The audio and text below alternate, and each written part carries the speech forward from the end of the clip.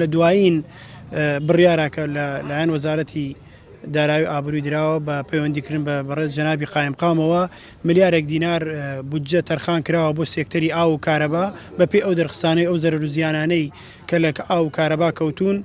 چارەسەر بکرێن و گرفت بکرێن. دیارە ئەوانەی ئێمەش لە دەرخستەی خۆمانە گرفتی تۆڕەکانی کارەبای ناو شار، گرفتی گۆڕەر، گرفتی گەیاندنی تەزووی کارەبا بۆ گوندەکان و ئەو کێشە و گرفتانەی کە هەیە ئێمە هەوڵ دەدەین بە زووترین کات ئەوانە چارەسەر بکەین. ئەو بودجانەی کە خەمڵاندنمان بۆ کردووە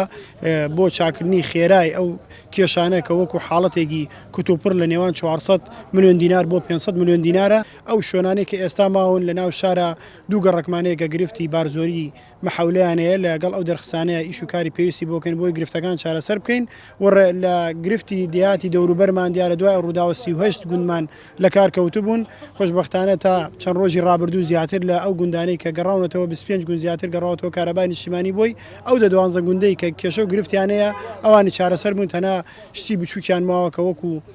جەنگشنی نێوان ئەو تەلانەی کەیە گرفتی کارەبایان بۆ چارەسەرەکەین بە زووترین